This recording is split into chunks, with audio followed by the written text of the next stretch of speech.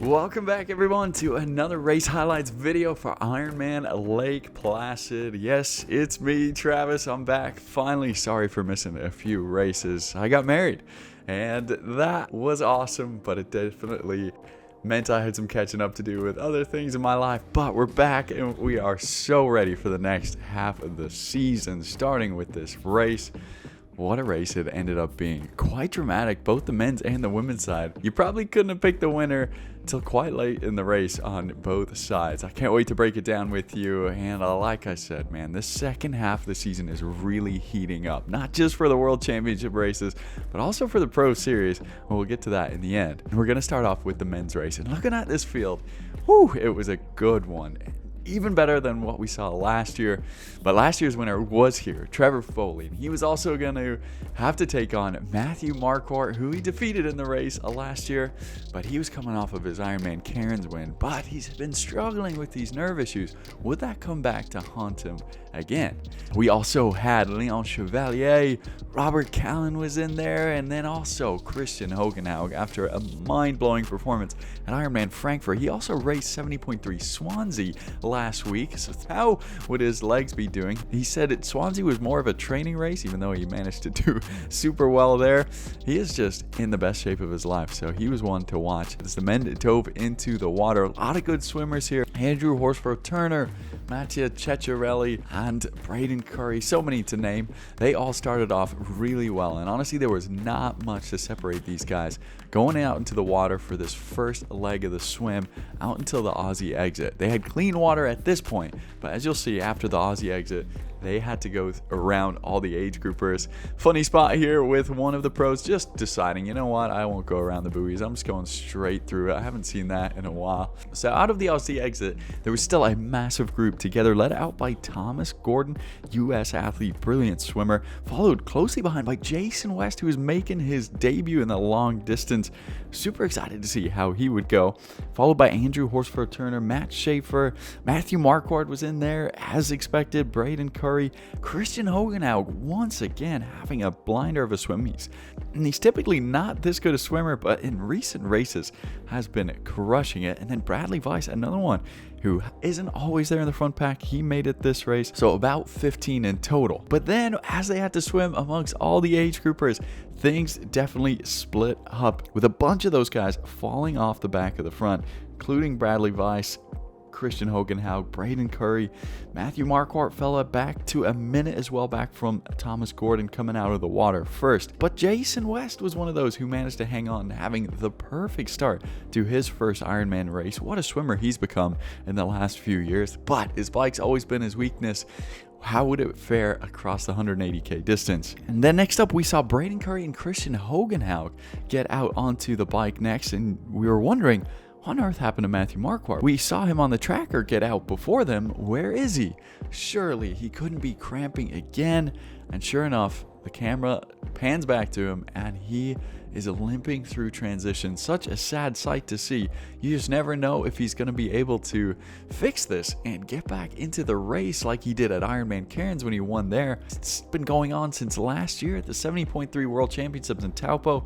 He's done a lot, seen specialists to fix this. It's a neurodynamic issue, they were calling it, and ended up losing a couple minutes heading out into the bike. That by 7.5 miles into the bike, Matt was 4 minutes back from the likes of Jason West and Kristian Hogenhaug and those front guys. And because of that, the likes of Trevor Foley, who had a pretty good swim for him, was only a few minutes further back from him to start the bike, as well as Leon Chevalier. He was only a couple minutes back, and it meant that those guys would eventually come together quite early on in the bike, and that actually worked out well. I think for all three of them, they were able to work their way up to the front way sooner than I would have predicted. Before halfway on the bike, they'd made their way to the front, which was being led by none other than Kristian Hogenhaug, and that is surprising they were able to catch him so quickly on the bike considering what he did in Frankfurt. That race and Swansea clearly must have been in his legs and in his mind. That, or he was just wanting to take it a little bit easier, knowing that they probably would catch him anyways. Maybe he was saving a little bit for the run later on, and it was certainly going to be a run battle, so he was probably glad he did that. So those front guys early on the bike, Andrew Horsford Turner, Jason West, Mattia Ceccarelli, they all fell off quite quickly after the strong riders got to the front of this race. Robert Callan was also there. Bradley Weiss was having a brilliant race. He'd made his way into that front pack, which eventually became 6 guys for a lot of this race. But then everything started to change. You saw some guys putting in some pretty big surges, like Trevor Foley heading to the front of the race. Matthew Marquardt a couple times made some big moves. Robert Callan, interestingly enough, wasn't really heading to the front and looking to push the pace as he usually does. It was really Trevor and Matthew that were making the big moves. Kristian sitting in a little bit more than we would expect. And then all of a sudden, Matthew Marquardt decided to make a big pass on Trevor Foley, and it looked like he caught him at just the right time as Trevor was taking a drink here. Caught him maybe a little by surprise and then kept pushing. So immediately after that, going down the hill, Trevor is looking around, seeing if anybody's coming by him. He's up in the drop bars. He manages to get a little bit of a gap, breaking away. But unfortunately for him, that wasn't able to last because he ended up dropping his chain, according to commentary. So all the time he had gained there, he lost right away. The pack was able to catch him again. And you thought maybe that might be the last move he tried to make. That would not be the case. He was clearly on some strong legs that were recovered well from Cairns, because once again, he went for another breakaway, and this time it would stick all the way into transition. And this just wasn't any little surge that got him away. This was a decisive move, because he came in with 30 seconds on Kristian Hogenhaug, who wasn't even able to stick with him. But maybe more impressively, he got a minute 30 on Trevor Foley. Wasn't able to stick with him. He said it was his best bike day yet after the race. Pretty ginger and tired coming into transition, picking up his transition bag here. And Leon Chevalier lost several minutes more, so that gave him some breathing room to start this run. Although Kristian Hogenhaug did look super good early on, caught up that 30 seconds in transition and was immediately out to the front of the race. But clearly Matthew was just adjusting some things there in transition, getting ready for this run. Classically putting on the towel that he always does around his neck, and then quickly reminding this fan here who's trying to get his Instagram reel to not run alongside him, especially with Kristian Hogenhaug being in front of him after Kristian got that penalty in Frankfurt for outside assistance. So Matthew clearly wanting that not to happen. Trevor then was running pretty well behind. To me, he didn't quite look as comfortable as I have seen him before, but then all of a sudden he's caught up to Matthew. He's smiling to the side of the road there, carrying a water bottle, and he had dropped Kristian Hogenhaug, who probably thought he would never see Trevor again in this race. And just like last year, the two were side by side, and Trevor was going into the lead, and there was no fist bump exchange this time, although they did exchange some words eventually. I would love to know what they said to each other there. But that seemed like that would be it. It seemed like Trevor had it in the bag. He kept gaining time on Matthew, who was still looking really solid. Kristian Hogenhaug kept falling behind. Unsurprisingly, Matt Hansen and Jason West were the best other runners in the field. But then, as is often the case in the full distance, and what makes it so exciting, is that out of nowhere, Trevor Foley started to fade. It almost looked bad enough that he might not be able to finish the race. He was struggling, and it wasn't long before Matthew had taken him back, as well as Kristian Hogenhaug. And after Kristian took him, looked like a nightmare for Trevor to be able to finish this race, but he gritted it out. He managed to keep putting one foot in front of the other, of which he said he was very proud of after the race, to secure third place, which still overall is a fantastic result for him, considering it's been such a tough season with so much expectation on him this year to level up from where he was at last year. But this puts him in a great place. But it was Kristian Hogenhaug ahead of him in second place. Unbelievable 3 races. He is clearly someone we're going to be talking about in Nice as well. But Matthew Marquardt, wow, he is the real deal right now. After, likewise to Trevor, such a rough start to the season, still suffering with these cramps. He would have had a couple more minutes on these guys. He ended up finishing 6 minutes up on Kristian. So he is just in some prime form. He said himself he's been so mad at these cramps because he knows he's leveled up in fitness from last year. He's proving it even with the cramps, and if he can get those figured out for Kona, it is going to be in contention without a doubt. What a race it ended up being, but so was the women's one. Let's dive into it. So like Trevor Foley, Danielle Lewis was here to defend her title from last year, although she probably wasn't as confident as she could have been after she picked up a foodborne illness leading into the race that left her wondering whether she'd even make the start line. So if she could make the finish line, that would probably still be an amazing day for her, especially up against a field like she had this year. It was seriously stacked. The likes of Marta, Sanchez, Lisa Perterer, lots of Willems, and Solveig Lovseth was here, coming off her insane Ironman Hamburg debut that booked her to Kona and booked her as a contender there. She was definitely a lot of people's favorites for this one.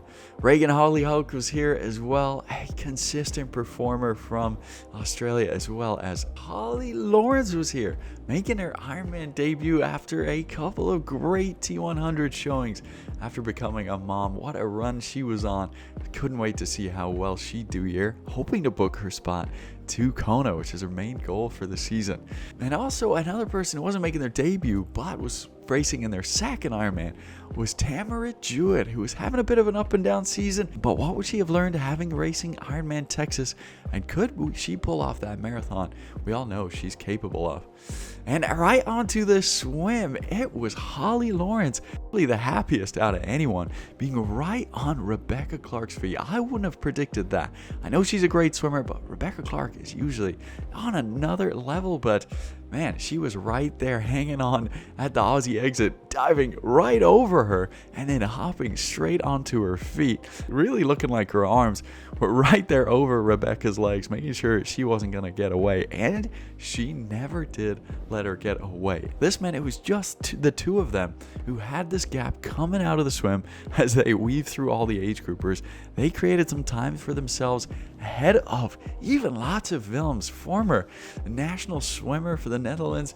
Lisa Perterer was just behind them as well. A great gap that they had earned themselves so they could catch some breathing room on this bike. But Holly Lawrence didn't want to stick around with Rebecca, who took her time in transition, and she was gone. Probably a really strange feeling if you think about it. Completely free on your own, staring at 180 kilometers that you've never done ahead of you, and knowing that the likes of Solveig, Lovseth, and company were gonna come hot and chase her down the rest of the day. But Solveig did lose more time than she would have imagined. A worse swim for her than in Hamburg, so she had some work to do. And it was actually Lisa Perterer who was first to catch Holly and looked to be having another special day in an Ironman like she did on Ironman Texas. And Marta Sanchez joined her as well, and soon enough they left Holly in the dust, and they were making their way through the course, gaining time even on Solveig Lovseth. I wouldn't have predicted that. Gaining lots of time on Holly after they left her. Things were looking great. And then out of nowhere, Lisa Perterer picks up a blue card for drafting. It seemed like it was off a male pro. That's what the commentators suggested. And yeah, unfortunately, once again, we see the male pros, the male race, interfering with the women's race. They had a 5-minute gap to start this race, but always somehow they get involved, and you just hate to see it. And at the time, I thought, you know what? Lisa made all this effort. 3 minutes, though, that's a long time to let others go up the road. Mentally, that's tough as well. But incredibly, within not that much time, she had caught her way back to the front of the race, made her way back up to Marta Sanchez, and the two of them once again gapped Holly Lawrence, putting more time into Solveig Lovseth. What an incredible bike rider she is, and another one whose name for the World Championships we cannot forget, considering she can swim and bike well, and in Kona that always puts you in contention. So she was there with Marta Sanchez, and again, amazingly, those two were putting more time into those behind them. Solveig Lovseth didn't lose too much more time. She ended up coming 5:30 back from them into transition. Holly Lawrence almost 7 minutes back then by the end of it. But what was super impressive was how much quicker they were riding from those strong women in 5th place and beyond, including Penny Slater. She was 11 minutes back, right there with Reagan Hollyoak. Lovseth Wilms was 12 minutes back starting the run. She was, interestingly enough, in an Ironman branded suit, having just left the team that she usually races for, the PWAG racing team, I believe. Never seen a pro racing in a stock Ironman kit that looks like she got in the expo the day before. Danielle Lewis, still considering her foodborne illness, she was 14 minutes back. But the surprise of the day for me was Jackie Herring, also 15 minutes back to start the run. Clearly not having her best day at all.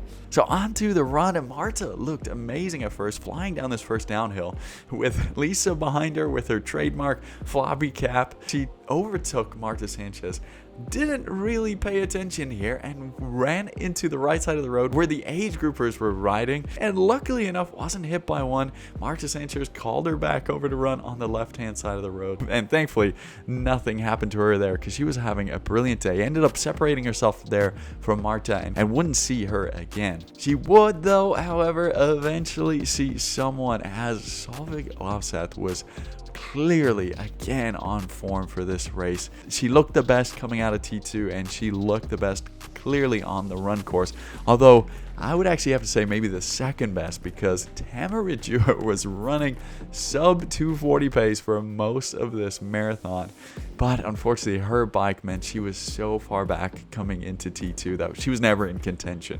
So yeah, Solveig Lovseth from there just kept eating into Lisa's lead, eventually overtaking her late in the marathon. Perterer seemed to be able to share a smile and knew she wasn't going to be able to go at that pace. Didn't even try, and Solveig ended up having a comfortable win in the end, just proving her result there in Hamburg was no fluke. She is brilliant at this distance and a surefire contender for Kona. And another insane day from Lisa behind her, considering that she had that 3-minute penalty, still finishing ahead of Marta Sanchez.